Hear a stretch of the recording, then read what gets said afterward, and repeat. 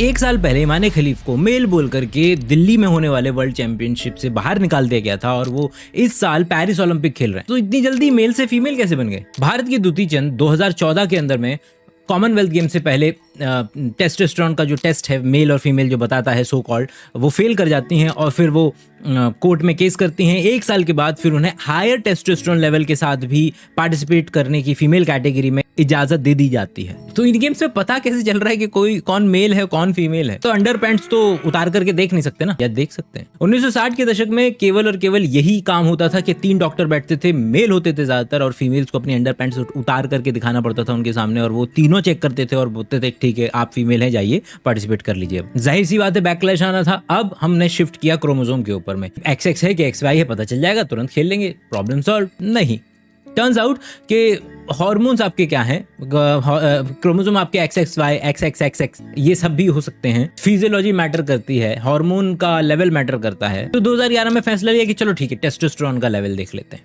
अगर जनरली लोग मानते हैं कि टेस्टोस्टेरोन से ज्यादा बेहतरीन आप परफॉर्म कर सकते हैं, तो ऐसे मेल्स भी हैं जिनका टेस्टोस्टेरोन कम है फिर भी वर्ल्ड चैंपियन है, और ऐसी फीमेल्स भी हैं जो कि फीमेल्स हैं और ज्यादा टेस्टोस्टेरोन है और वर्ल्ड चैंपियन है। तो फिर कैसे पता लगाओगे? और ये सारे के सारे केस इसी ही दुती चंद का केस हो या फिर इमाम खलीफ का, ये इसी पर्टिकुलर इंटरसेक्शन पे लाइक कर रहे हैं। Hello hello hello.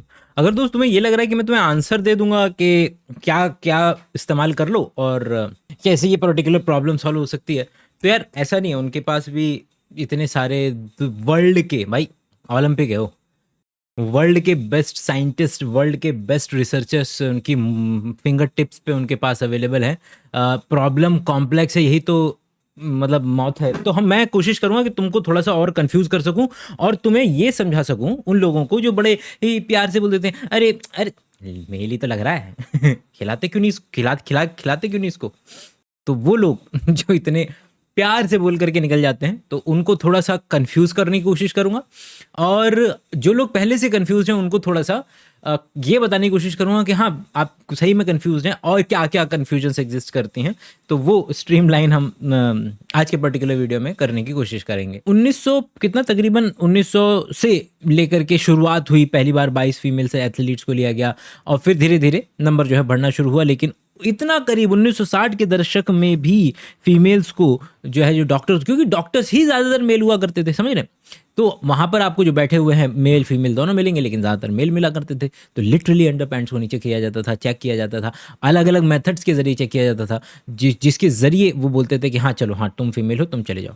बात थी ही नहीं इस लेवल पर, लोग इम्पोस्टर बन करके आया करते थे। फीमेल मेल जो होते थे वो फीमेल ये इम्पोस्टर बन करके पार्टिसिपेट भी किया करते थे। जब ये वाली प्रॉब्लम आई तो इन लोगों ने शुरू किया कि जरा वो करके देखते हैं कि अंडर पैंट्स उतार करके देखा जाए। जाहिर सी बात है कि जैसे जैसे आगे बढ़ेगा समय, लोगों का बैकलैश आया, लोगों ने आवाज़ें उठानी शुरू की। तो फिर वही सबसे कॉमन टेस्ट आपने अपनी 11th-12th में या अपने BSc फर्स्ट ईयर में अगर किया हो, तो आपका जो चीक सेल्स हैं उसका स्वैब ले लिया जाता है और उसको क्या नाम है आपका माइक्रोस्कोप के नीचे देख करके देखा जाता है कि उसके अंदर में बार बॉडी है कि नहीं है। आसान भाषा में फीमेल्स XX होता है फीमेल के अंदर में, मेल के अंदर में XY होता है। तो फीमेल का जो XX होता है, ये दोनों आपस में लड़ाई करते हैं और एक दूसरे के ऊपर जाल फेंकते हैं। तो क्या होता है कि एक X क्रोमोसोम सामने वाले पे जब जाल फेंक देता है तो जाल में फंस करके वो X क्रोमोसोम ऐसे माइक्रोस्कोप में एक बिंदी की तरह जो है वो नजर आने लगता है न्यूक्लियस के ऊपर में, जिसके बेसिस पर आप ये देख करके बता सकते हैं केवल और केवल थूक से, चीक सेल से 2 मिनट के अंदर में लोग खेलने आए हैं, उसके तुरंत मुंह से ऐसे स्वैब निकाला, टेस्ट इस पे डाला, स्ट्रेन डाली, माइक्रोस्कोप के नीचे देखा, बोला कि हाँ ठीक है ये फीमेल है या ये मेल है, X क्रोमोसोम पता लगा लिया। अब और ये सबसे सस्ती काम है। इसके भी और थोड़े से बढ़िया वर्जन है जिसके जरिए आप XX और XY की वो पता लगा पाते हैं। लेकिन असल में जो XX या XY, जब मैं क्रोमोसोम बोल रहा हूँ तो क्रोमोसोम कोई बैठ करके मेरे शरीर के अंदर में ऐसा कोई खास काम नहीं कर रहा है। वो काम करने वाला क्या है? काम करने वाला है कि उस X क्रोमोसोम या उस Y क्रोमोसोम के ऊपर जो जीन है, वो जीन अपने आप को जब एक्सप्रेस करते हैं, उनसे जो प्रोडक्ट्स बनते हैं, उनसे जो एंजाइम, उनसे जो प्रोटीन्स, उनसे जो बाकी चीज़ें बनती हैं, वो है असल में जो मेरे बॉडी के अंदर में मेरे को सो कॉल्ड फिजियोलॉजिकली मेल या फिजियोलॉजिकली फीमेल बनाने के लिए जिम्मेदार है। और इसलिए अगर किसी के पास X और Y क्रोमोसोम भी है और Y क्रोमोसोम के जीन्स अगर बिगड़ गए हैं किसी भी तरीके से, तो वो तो as good as a female, क्योंकि उसका X क्रोमोसोम काम ही नहीं कर, उसका Y क्रोमोसोम काम ही नहीं कर रहा है, वो वहां पर एक जिंदा लाश की तरह पड़ा हुआ है। तुमने उसका क्रोमोसोम निकाल करके भी देख लिया, तुमको क्रोमोसोम के लेवल पे लगेगा कि हाँ यार ये तो Y है, लेकिन याद करो कि हमने क्रोमोसोम को देख क्यों रहे थे, ताकि हमको इनडायरेक्ट एविडेंस मिल सके कि इस एक्स क्रोमोसोम से इस वाई क्रोमोसोम पे होंगे जीन, उन जीन से बनेंगे प्रोटीन्स या एंजाइम्स, और उनसे आगे चल करके इसको अपने so called secondary sexual characteristics मिलेंगे, जो कि कुछ और नहीं है बल्कि और फिजियोलॉजी है, आपकी फिजियोलॉजी है। कोई भी चीज़ क्यों ना हो, तुम्हारा हीमोग्लोबिन का लेवल क्यों ना हो, तुम्हारा ब्लड प्रेशर क्यों ना हो, तुम्हारा बॉडी का टेम्परेचर क्यों ना हो, लोगों को लगता है कि अगर कह दिया कि 37 डिग्री सेल्सियस, तो इस दुनिया में जितने इंसान हैं सबका टेम्परेचर 37 डिग्री सेल्सियस है। नहीं है। या ब्लड प्रेशर अगर 120/80 mmHg जी बोल दिया है तो सबका इतना है। नॉर्मल जब हम कभी बोलते हैं कि यार ये कैसे मेल को खिला रही, तो नॉर्मल नहीं है। देखिए, ये नॉर्मल जब हम आम जिंदगी में शब्द का इस्तेमाल करते हैं तो कहते हैं कि सही या गलत के परिप्रेक्ष्य से हम इस शब्द का इस्तेमाल करते हैं।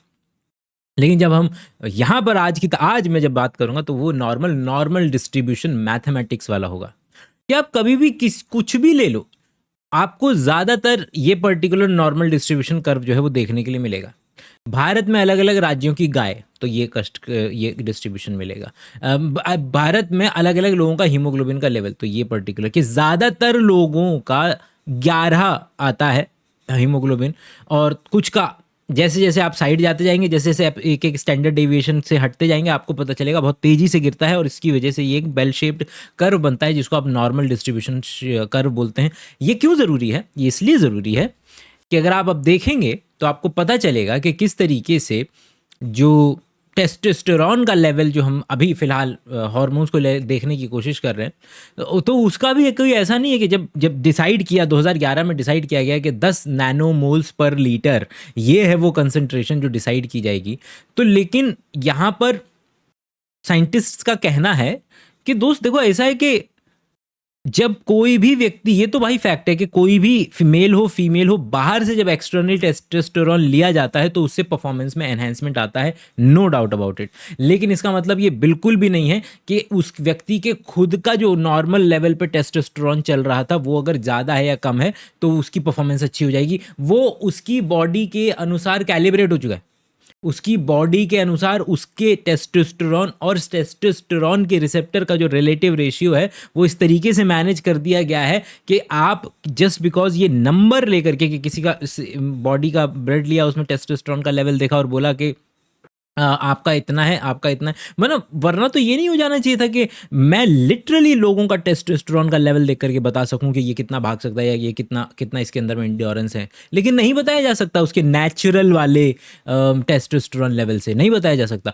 लेकिन इनमें से किसी को भी अगर आपने एक्सटर्नली फुक करके आपने इसको टेस्टोस्टेरोन देने की कोशिश की तो वो जहां भी खड़ा है उसकी परफॉर्मेंस नीचे रहती हो चाहे उसकी परफॉर्मेंस ऊपर रहती हो, वो अपनी जगह से ऊपर उठेगा। तो there is a difference between जो आपके शरीर के अंदर में नॉर्मली टेस्टोस्टेरोन का लेवल रहता है या नॉर्मली जो आपका रिलेशन आपके खुद के नेचुरल टेस्टोस्टेरोन के साथ है वो आइडेंटिकल नहीं है जो आपको बाहर से इंजेक्ट कर दिया जाएगा। दोनों में अंतर है, और इसीलिए ये स्टेटमेंट बोला जा रहा है कि भाई आपको ऐसे एथलीट्स हर पर्टिकुलर गेम में मिल जाएंगे जिनका बेजल टेस्टोस्टेरोन लेवल कंपैरेटिवली कम है, लेकिन उसके बावजूद उनका एंड्योरेंस, उनका एथलेटिक्स क्षमता इतनी अच्छी है कि वो वर्ल्ड चैंपियंस हैं भाई, वर्ल्ड चैंपियंस है। तो वो कोई टेस्टोस्टेरोन का नेचुरल टेस्टोस्टेरोन का सीरम, नेचुरल बॉडी में नेचुरल टेस्टोस्टेरोन का लेवल बिल्कुल इस बात की गवाही नहीं देता है कि आप वर्ल्ड लेवल के एथलीट बनेंगे या नहीं बनेंगे। वरना लोग ये देख करके सीधा टेस्ट कराते और बोलते कि भाई चलो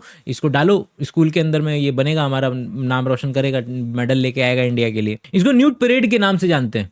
1960 के पहले तो 1895-96 के अंदर में तकरीबन जो आज की तारीख का ओलंपिक जो हमें नज़र आ रहा है वो थोड़ा थोड़ा सा ऐसा होगा। तो ये भी एक तरीका है। अब यहाँ पर ये प्रॉब्लम भी आ सकती है कि क्योंकि जो लोग तेज भागते हैं, बॉडी उनका बेहतरीन है, मतलब ऐसी फीमेल्स जो हैं वो पहले से ही पता चल रहा है कि फिजियोलॉजी के लेवल पे कुछ तो अलग हैं और ये लोग ही गेम्स के अंदर में आती हैं। ओके, इतना में पता चल रहा है। और इस बात की संभावना यहाँ से बढ़ती हुई नजर आती है कि ऐसे लोग इंटरसेक्स ज़्यादा होंगे, मतलब ऐसे लोगों का क्रोमोसोम या तो क्रोमोसोम के लेवल पे या फिर प्रोटीन्स के लेवल पे या एंजाइम्स के लेवल पे कहीं ना कहीं पर कुछ तो इसको एज मिल रहा है, क्योंकि एज सबको मिल रहा है एज उसको भी मिल रहा है जो बेहतरीन जूते। मेरे को एक सिंपल सी बात बताओ कि लोग बोलते हैं कि तुम क्या नहीं कर सकते, तुम खतरनाक गियर ऐसे नहीं पहन सकते जिससे तुमको एज मिले, इतना ज़्यादा एज मिले कि वो चीटिंग कंसिडर हो जाए। है ना? तो अगर मान लो कि मेरे पास जूता है, जूता, लेकिन मेरे पास दुनिया का सबसे ज़्यादा बेहतरीन इंजीनियर्ड जूता है। इतना बेहतरीन मैंने इंजीनियरिंग उस जूते के अंदर में लगाई है कि वो मैं जब ज़मीन पे पाँव रखता हूँ तो मेरी सारी एनर्जी एब्ज़ॉर्ब करता है, और वो इसका इलास्टिक जो है वो इतना बेहतरीन है, और वो सारी की सारी एनर्जी वापस देता है, जो कि मैं अपनी अगली पर्टिकुलर कदम में इस्तेमाल करूँगा। सोच के देखो कि वो कितना ज़्यादा उस वो जूता कितना ज़्यादा एज दे सकता है एक। और हम तो जानते हैं कि ओलंपिक्स के अंदर में भैया 0.1 सेकंड से वर्ल्ड रिकॉर्ड बनते बिगड़ते हैं, मेडल्स आते और जाते हैं। तो वहां पर तो इतना सा फायदा भी आपका क्या नहीं कर देगा। तो जस्ट बिकॉज के वो आपके बॉडी गियर के अंदर में भी अलग से प्रॉब्लम है, वो निकाल देंगे। आपका अपब्रिंगिंग कैसी रही है इंडिया के अंदर में, दुती की जो हालत रही होगी, जिस जिन जिन नमक चावल पानी खा करके उसने रेसें लड़ी है भाई। और एज़ कम्पेयर टू वो लोग जो बचपन में ही छाँट लेते हैं कि इस पर पैसा लगाया जाएगा। अमेरिका के अंदर में ये सीन होता है कि वहाँ पे बचपन में ही देख लेते हैं कि हाँ, ये है, इस पे हम पूरा पैसा लगाएँगे, और फिर बाद में जाकर के जब ये इतना बड़ा आदमी बन जाएगा कि ये ऐड-वैड करने लगेगा, तो उसके अंदर में हम परसेंटेज माँगेंगे और उससे हम अपना बिज़नेस चलाएँगे। बिज़नेस मॉडल है वहाँ पे, और वो बच्चे को इतनी सहूलियत देते हैं बचपन से।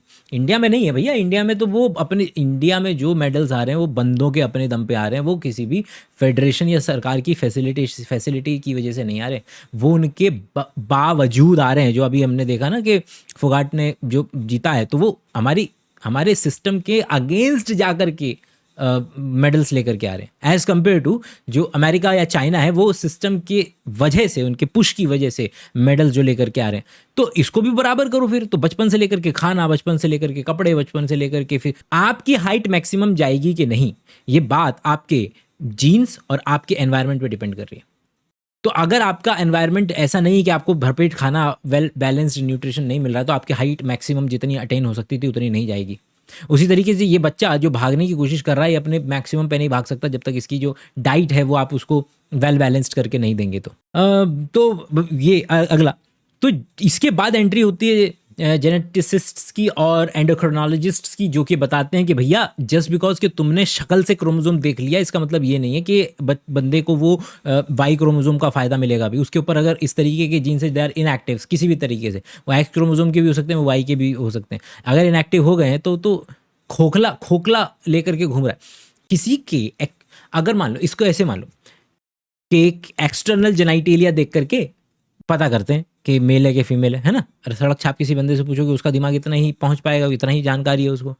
अगर मान लो कि किसी तरीके से एक जेनेटिक डिफॉर्मिटी है किसी बंदे पर, वो फीमेल है, लेकिन उसकी लेबिया मेजोरा, लेबिया माइनोरा इस तरीके से है कि उसकी जो वहाँ पे खाल है वो ज़्यादा लटक गई है, और वो फीलिंग सी दे रही है दूर से देखने में कि जैसे शायद ये फ्लैसिड पीनस है। अब डॉक्टर देखा, बोलेगा कह रही तो मेल है, तो पार्टिसिपेट नहीं कर सकता। लेकिन आप जानते हैं कि उसके अंदर में वो उसके अंदर में वो फ्लैप है केवल और केवल, कुछ उसके अंदर में है नहीं। तो फिर आखिर उसको किस बेसिस पे बाहर निकाल दे। It is as good as कि किसी का एक्स क्रोमोसोम जो कि जीन एक्टिव भी नहीं है, काम भी नहीं कर रहे हैं, और अपने केवल और केवल एक्स और वाई देखा कि इसके अंदर में वाई क्रोमोसोम है। आपने दिमाग लगाया नहीं कि इसके आगे वो वाई क्रोमोसोम एक्टिव है, काम कर रहा है, उसके जीन फंक्शनिंग है कि नहीं है, खोखला तो नहीं है वो पर्टिकुलर वाई क्रोमोसोम अपने फंक्शनिंग के लेवल पे। आपने बस क्रोमोसोम देखा, चिल्लाने लगे कि हाँ ये मेल है, ये मेल है, नहीं ज़रूरी नहीं है।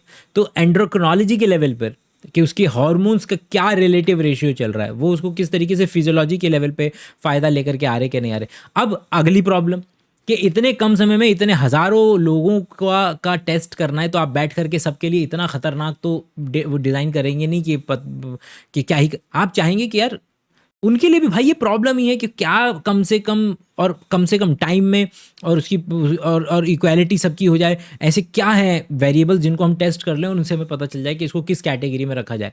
लेकिन प्रॉब्लम, क्योंकि ओलंपिक जैसे खेलों में आते ही इस तरीके के लोग हैं ना, जिनकी फिजियोलॉजी थोड़ी सी उतनी मतलब नॉर्मल नहीं होगी, जो आम जिंदगी में जो लोग घूम रहे हैं, आपको दिखता है कि उनकी बॉडी शेप उनका थोड़ा सा अलग है। फीमेल्स में आपको अच्छे से नज़र आ जाएगा कि अगर फीमेल्स की कैटेगरी भी है तब भी आपको दिखेगा कि यार ये इतने मैस्कुलिन फीचर थोड़े से एक कदम ज़्यादा की तरफ जा रहे हैं इन सभी के अंदर में, एज़ कम्पेयर टू जो आम सड़क पे चलते हुए जो आपको लड़कियाँ कंपैरेटिवली दिखेंगी, जो जिसमें ब्रॉड शोल्डर, जॉ लाइन, मतलब वो दिख रहा है कि उनके पास एक फिजिकल स्ट्रेंथ का एक एक्स्ट्रा एज आना चाहिए, तो उनकी भी मौत है कि ओलंपिक्स वालों की। अब दुनिया में अलग अलग महकमे हैं, बॉक्सिंग वाले के अलग, ओलंपिक वाला अलग, क्रिकेट वाला अलग, ये वाला अलग। अब ये लोग किस तरीके से, सब लोग एक ही पर्टिकुलर पैरामीटर नहीं रख सकते, इसीलिए जो खैलिफ को, इमानी खैलिफ को जो बॉक्सिंग वालों ने अपने लेवल पे निकाल दिया कि भैया नहीं, हम तो नहीं अलाउ करेंगे, आप हमारे पैरामीटर्स के हिसाब से तो आप मेल साबित हो रहे हैं। और ये कोई लिखता नहीं है मेल साबित हो रहे हैं, आप बस वो ये लिखते हैं कि वो जेंडर टेस्ट के अंदर में एलिजिबिलिटी की क्राइटेरिया मीट नहीं कर पाए, इतना सिंपल बोला जाता है।